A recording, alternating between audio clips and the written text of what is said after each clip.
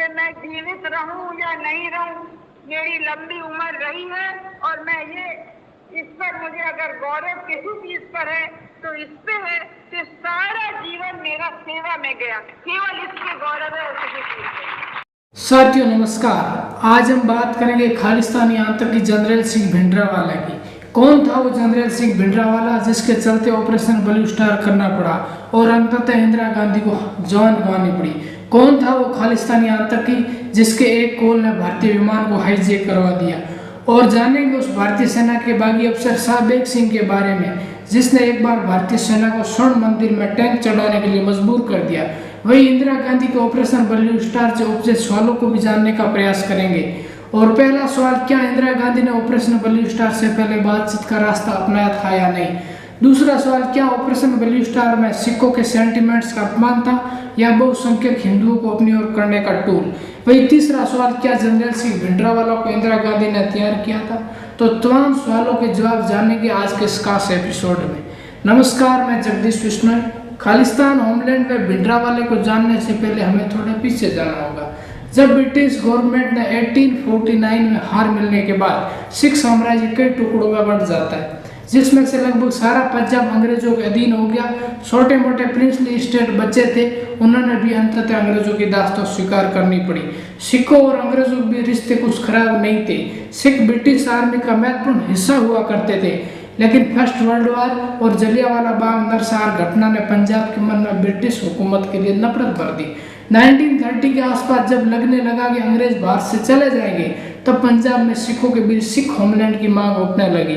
इस मांग को उठाने में सबसे आगे था मास्टर तारा सिंह का शिरोमणि अकाली दल, क्योंकि जब मोतीलाल नेहरू ने पूर्ण स्वराज की मांग की, उस समय 3 नेताओं ने इसका खुलकर विरोध किया, जिसमें से जिन्ना के साथ साथ सिख प्रमुख तारा सिंह और दलित के मतिया अम्बेडकर भी शामिल थे।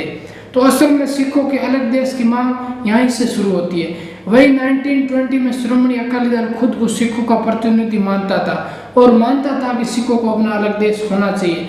और रोज की अरदास में गुरु गोविंद सिंह का नारा था, राज करेगा खालसा की धार्मिक तकरीरें उस समय तेज हुआ करती थी और उन्हीं नारों ने अलग राज्य के ख्वाब को हमेशा जिंदा रखा। वही भारत विभाजन के समय सिख लैंड की मांगों को काफी कमजोर कर दिया गया, क्योंकि इस विभाजन से पंजाब 2 टुकड़ों में बंटा दिया गया। और लेकिन आजाद भारत के बाद राज्य में पुनर्गठन आयोग ने भाषाई आधार पर राज्यों के निर्माण की मांग को खारिज करने के चलते पंजाब अलग देश की बजाय अलग राज्य बनाने को लेकर आंदोलन तेज हो जाता है। लेकिन 19 साल के लंबे संघर्ष के बाद इंदिरा गांधी ने पंजाब हरियाणा को राज्य वही चंडीगढ़ को यूनियन टेरिटरी के साथ साथ दोनों स्टेटों की राजधानी बना दी। और वही फर्स्ट चुनाव में पंजाब अकाली दल के हाथों चला गया, लेकिन अकालियों के बीच आपसी खींचतान के चलते ज्यादा दिन तक सरकार नहीं चली और कांग्रेस ने अकालियों को सत्ता से बाहर करके 1972 में इंदिरा गांधी पंजाब चुनाव जीतने के बाद ज्ञानी जैल सिंह को मुख्यमंत्री बना देती। तो इस सत्ता के बेदखल झटके ने अकालियों के मन में एक नया राज्य खालिस्तान की मांग पनपने लगती है और अकाली दल को पता था कि परंपरागत वोट खिसक जाएंगे। इसी डर के चलते यही से शुरुआत होती है नए प्रस्ताव की, जिसके चलते पूरे पंजाब की पॉलिटिक्स को हमेशा से बदल कर रख देता है। और इसी प्रस्ताव के चलते कांग्रेस को उस समय भिंडरावाला जैसे आतंकी को पैदा करना पड़ा। लेकिन कांग्रेस को इस बात का पता था कि ये हमारे लिए एक दिन मौत की घंटी बन जाएगा। तो वापस आते हैं उस प्रस्ताव पर। आनंदपुर साहिब प्रस्ताव जो 1973 में आनंदपुर में पारित किया गया, ये प्रस्ताव धार्मिक और राजनीतिक हकों की बात करता था और अकाली दल के द्वारा इस प्रस्ताव में पंजाब को एक स्वायत्त राज्य के रूप में स्वीकार करने और केंद्र के पंजाब राज्य पर लगे अधिकारों को सीमित करने की वकालत करता है और चाहता है कि केंद्र का पंजाब के मामलों में दखल कम हो, यानी उनके अधिकार सीमित रहे।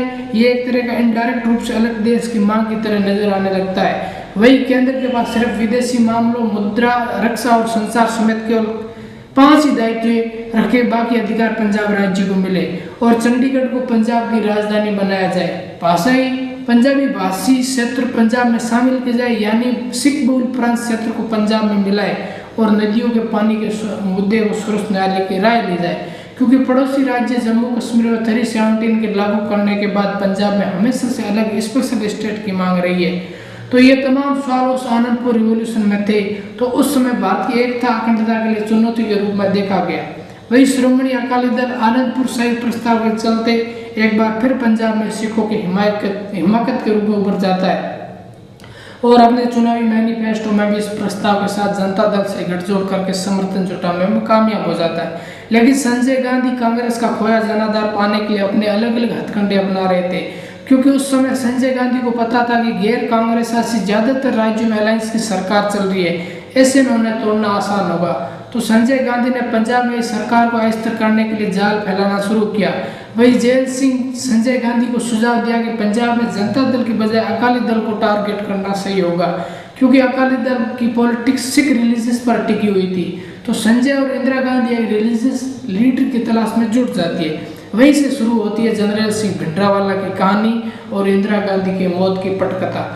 और ज्ञानी जैल सिंह जनरल सिंह भिंडरावाला को बहुत अच्छी तरह से जानते थे और जानते थे यही एक अकाली दल के सामने विकल्प के रूप में कांग्रेस की जमीन तैयार कर सकता है, क्योंकि उस समय अकाली दल सिख सूबे को बड़े ही धार्मिक मांगों के साथ सत्ता में काबिज हो चुका था। और ज्ञानी जैल सिंह को यह बात अच्छी तरह से पता थी कि जनरल सिंह भिंडरावाला के सिवाय अकाली दल को यहाँ कोई नहीं हटा सकता। तो इस बीच भिंडरावाला उस समय सिखों के बीच काफी लोकप्रिय था। वह सिखों में फैली बाल दाढ़ी कटाने और समुदाय को नशा मुक्त करने और धार्मिक तकरीरें कुछ ज्यादा ही करता था। तो संजय गांधी और इंदिरा गांधी को पंजाब में अपनी चाल चलने के लिए धार्मिक मोहरा चाहिए था, उस पर भिंडरावाला फिट बैठता था। वही सिखों के प्रभावशाली धार्मिक समूह दमदमी टकसाल 1977 में भिंडरावाला अध्यक्ष बनकर पंजाब में एक बहुत बड़ा चेहरा बन जाता है। वैसे दमदमी टकसाल की शाखा सिख धर्म से जुड़ी हुई है, लेकिन इसे मुख्य धारा का सिख नहीं माना जाता है। ये एक तरह के सिख धर्म की सुधारवादी शाखा है और उस समय का इस पंथ का व्यापारी वर्ग में खूब प्रभाव था और इनका ज्यादातर झुकाव अकाली दल की ओर था। वही परंपरागत सिख इनके खिलाफ थे, क्योंकि उनका मानना था कि गुरु गोविंद सिंह की आखिरी गुरु थे और उनके बाद कोई न तो गुरु हुआ और न कोई होगा। और परंपरावादी सिख में भिंडरावाला निरंकारी सिखों को लेकर हमेशा लोगों को भड़का रहा था। साल 1978 में वैसाखी के दिन निरंकारी पंथ के एक धार्मिक आयोजन का फैसला लेता है और बड़े धार्मिक आयोजन की अकाली दल की अनुमति दे देता है। इस अनुमति के विरोध के चलते जनरल सिंह भिंडरावाला ने सभा बुलाई और निरंकारियों के खिलाफ भीड़ को भड़काने का काम किया। सिखों की गुस्साई भीड़ निरंकारियों के आयोजन स्थल पर पहुंचकर भिंडरावाला के साथ फौजा सिंह ने तलवार से निरंकारियों के गुरु बचन सिंह को मारने की कोशिश की, लेकिन गुरु बचन सिंह के बॉडीगार्ड ने फौजा सिंह को गोली मारकर वहीं हत्या कर दी। दोनों पक्ष में खूनी संघर्ष के चलते 12 सिख और 3 निरंकारी संत मारे जाते हैं, जिसमें भिंडरावाला सीधा दोषी माना गया।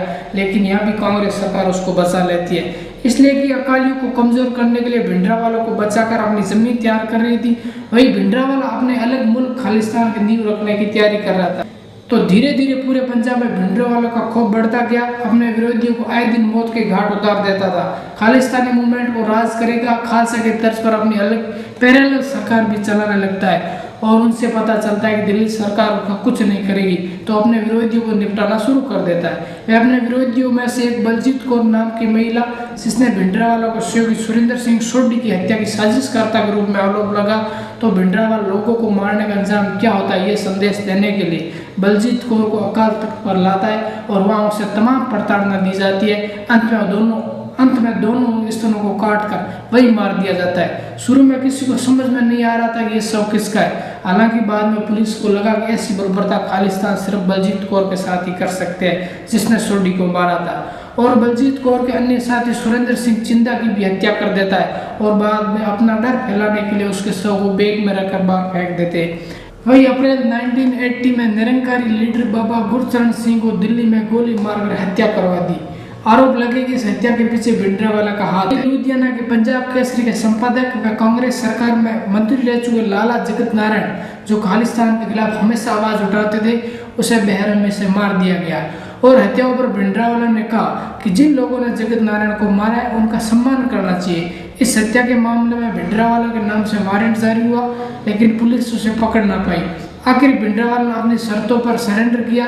शर्त यह थी कि उसे अरेस्ट करने वाले सारे पुलिस अफसर सिख होने चाहिए। हालांकि 26 दिनों बाद सबूत नहीं मिलने के आधार पर उसे रिहा कर दिया गया।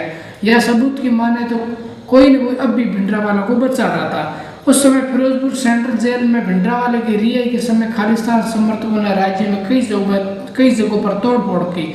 वही 1980 में कांग्रेस फिर सत्ता में आती है। उस समय के मुख्यमंत्री दरबारा सिंह भिंडरावालों पर लगाम लगाने चाहते थे, लेकिन दिल्ली में केंद्रीय नेतृत्व ये नहीं चाहता था। क्योंकि कांग्रेस सरकार को सत्ता में लाने के लिए भिंडरावाला ने 4 से 5 सीटों पर प्रचार किया था, जिसके चलते केंद्रीय नेतृत्व पर भारी दबाव था। वही 29 सितंबर 1981 में इंडियन एयरलाइंस की फ्लाइट IC 423 को खालिस्तानी आतंकवादियों ने हाईजैक कर दिया, जिसकी मांग थी कि खालिस्तानी नेता को छोड़े, लेकिन इंडियन फोर्सेज की सूझबूझ से इस विमान को छुड़ा लिया गया। लेकिन 1982 में कांग्रेस को तब बड़ा झटका लगा जब भिंडरावाला और अकाली दल ने संत हरसन सिंह लोगेवाला धर्म युद्ध मोर्चा के तहत दोनों एक साथ आ गए और उनकी मांग थी 1973 के आनंदपुर साहिब प्रस्ताव को लागू करना। ऐसे में भिंडरावाला कांग्रेस के हाथों से पूरी तरह से निकल गया। तब राज्य और दिल्ली की सरकार ने धर्म युद्ध मोर्चे को रोकने के लिए पुरजोर कोशिश की, जिसके चलते 100 लोगों की जान चली गई। वही 30,000 से लगभग खालिस्तानी समर्थित लोगों को गिरफ्तार किया गया। इस कार्रवाई से नाराज भिंडरावाला ने 22 अप्रैल 1983 को पुलिस महानिरीक्षक AS अटवाल के स्वर्ण मंदिर परिसर में सीढ़ियों पर गोली मरवाकर हत्या करवा दी गई और भिंडरावाला के खौफ के चलते पंजाब पुलिस 3 घंटे तक शव को उठा नहीं पाई। तो राज्य में बढ़ते दहशत की घटना बढ़ चुकी थी। कई हिंदू पंजाब छोड़कर हरियाणा में प्रवासी बनकर रहने लगे। पंजाब में हिंदू सिखों की तरह बाल दाढ़ी रखना शुरू कर देते हैं ताकि सरदार समझकर हत्या को टाला जा सके। वही 5 दिसंबर 1983 को खालिस्तान ने बस पर हमला कर 5 हिंदू यात्रियों को बस से अलग कर गोलियों से भून दिया गया।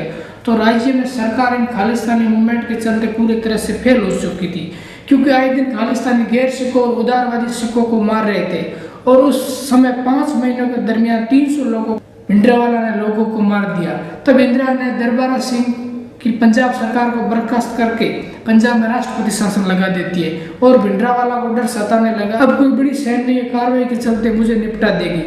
15 दिसंबर 1983 को भिंडरावाला ने अपने समर्थकों के साथ अकाल तख्त यानी स्वर्ण मंदिर पर अपना कब्जा जमा लेता है। हालांकि पहले अकाल तख्त पर अकाली दलों का दबदबा था, लेकिन भिंडरावाला के सामने वो भी कुछ नहीं कर पा रहे थे। वही अकाल तख्त पर रहने का निर्णय इसलिए लिया गया क्योंकि भिंडरावाला को पता था कि इंडियन फोर्सेस सिखों की पवित्र जगह अकाल तख्त तक कार्रवाई नहीं करेगी। तो इंदिरा गांधी के पास सिर्फ एक ही ऑप्शन था कि भिंडरावाला को अरेस्ट करें, लेकिन अकाल तख्त में भारतीय सेना के बागी अफसर साबेग सिंह की प्लानिंग से लैस भिंडरावाला को पकड़ना भारतीय सेना के लिए कोई खतरे से कम नहीं था। तो थोड़ा साबेग सिंह के बारे में भी जान लेते। मेजर जनरल साबेग सिंह 1971 के युद्ध में मुक्त वाहिनी में प्रशिक्षण देकर भारतीय सेना में अपनी शौर्य का परिचय दे चुका था, लेकिन उनकी रिटायरमेंट से ठीक एक दिन पहले भ्रष्टाचार के आरोप होने सेवा से बर्खास्त कर दिया गया, जिसके चलते वो नाराज होकर सिख आतंकवादी जनरल सिंह भिंडरावाला के सैन्य सलाहकार बन जाते हैं और भिंडरावाला के लिए हथियारों का इंतजाम हो, आतंकवादियों की ट्रेनिंग हो, तमाम काम साबेग सिंह देखते थे, जिससे सेना को आसानी से भिंडरावाला को पकड़ने में पसीने छूट रहे थे। वही इंदिरा गांधी ने सैन्य कार्रवाई से पहले अपना अंतिम प्रयास शांति से उनके लिए शांति प्रस्ताव भेजा और बातचीत का रास्ता अख्तियार करने के लिए न्योता भेजा, जिसमें अकाली दल तो सहमत हो गया, लेकिन भिंडरावाला अकाली दल पर आरोप लगाते हुए कहता है कि आप तो दिल्ली सरकार से मिल गए हो, लेकिन मैं इस प्रस्ताव को कभी स्वीकार नहीं करूंगा। 1 जून 1984 को पूरे पंजाब में कर्फ्यू लगा दिया जाता है। तो उसी को पकड़ने की प्लानिंग में दुनिया के बेस्ट जासूसों में से एक डायरेक्टर जनरल सिक्योरिटी रामेश्वर नाथ का और प्रधानमंत्री इंदिरा गांधी के बीच बैठक होती है और उसमें ऑपरेशन सनडाउन का सुझाव दिया जाता है और कहा जाता है कि गोल्डन टेम्पल के पास गुरु नानक निवास में कमांडो घुसेंगे और जनरल भिंडरावाला को अगवा कर लेंगे, लेकिन इंदिरा गांधी ने ऑपरेशन सनडाउन की अनुमति देने से इनकार कर दिया। इंदिरा को लगा कि ऑपरेशन सनडाउन के चलते पंजाब की स्थिति और बिगड़ जाएगी, लेकिन पोजीशन दिनों दिन बिगड़ रही थी। अंतिम समय में लेफ्टिनेंट जनरल कुलदीप सिंह बराड़ की अगुवाई में ऑपरेशन ब्लू स्टार जैसे बड़े सैन्य कार्रवाई करने का फैसला लिया गया। ऑपरेशन से पहले 2 जून 1984 को भारतीय सेना ने अंतर्राष्ट्रीय सीमा को सील कर दिया। वही 5 जून 1984 को रात 9:30 बजे अमृतसर स्वर्ण मंदिर के अकाल तख्त के अंदर भारतीय सेना ने प्रवेश किया। 6 जून की सुबह तक पूरा ऑपरेशन चला, जिसके चलते जनरल सिंह भिंडरावाला और मेजर जनरल शाहबाग सिंह को मार गिराया। वही इंदिरा गांधी की इस ऑपरेशन सफल होने के साथ साथ मौत का आंकड़ा बताया तो उसका एक ही रिएक्शन था, हे भगवान ये क्या हो गया, इन लोगों ने तो मुझे बताया था कि इतनी मौतें नहीं होगी। वही ऑपरेशन से 1 महीने बाद जुलाई 1984 को इंदिरा गांधी ने एक श्वेत पत्र जारी करके बताया कि ऑपरेशन ब्लू स्टार के दौरान सेना के 4 अफसर समेत 83 जवान शहीद हुए, साथ ही 273 और 12 स्वर्ण मंदिर के अंदर कार्रवाई के दौरान जवान जख्मी हुए। इनके अलावा 400 बोरानों खालिस्तानी आतंकवादी और श्रद्धालु भी ऑपरेशन के तहत मारे गए। लेकिन इंदिरा को इस बात का पता था कि इतने बड़े सैन्य कार्रवाई की अनुमति दे रही हूँ, लेकिन एक दिन ये लोग मुझे भी नहीं छोड़ेंगे। वही ऐसा कि 31 अक्टूबर 1984 को 2 सिख सिक्योरिटी गार्ड ने इंदिरा गांधी को गोली मारकर हत्या कर दी। इंदिरा गांधी पर आरोप था कि भिंडरावालों को उसने खड़ा किया और पंजाब इलेक्शन में उसकी मदद भी लेती थी। तब बीबीसी ने इंटरव्यू में इंदिरा गांधी से सवाल किया कि क्या आपकी पार्टी ने सत्ता में आने के लिए भिंडरावाला की मदद ली। इंदिरा गांधी ने जवाब दिया, बेशक नहीं, मैं उसे नहीं जानती थी, लेकिन भिंडरावाला ने हमारे एक कैंडिडेट के लिए प्रचार जरूर किया था। मुझे नहीं पता कि वह कैंडिडेट कौन था। पता नहीं वह भिंडरावाला को निजी तौर पर जानता था या फिर उसने लोकल अकालियों को परेशान होकर भिंडरावाला की मदद ली हो। मैं इन आरोपों से इनकार नहीं कर सकती।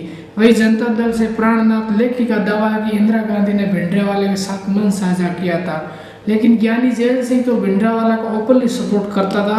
इसका सबसे बड़ा एग्जाम्पल ऑपरेशन ब्लू स्टार जैसे सैन्य कार्रवाई की जानकारी उस समय के राष्ट्रपति ज्ञानी जैल सिंह को नहीं देना, ये अपने आप में बड़ा सवाल है, क्योंकि ज्ञानी जैल सिंह तब तक भी भिंडरावाला के लिए सॉफ्ट कॉर्नर रखते थे। ये बात इंदिरा गांधी बेखूबी जानती थी। तो वीडियो पसंद आए तो शेयर जरूर करना। मिलते अगले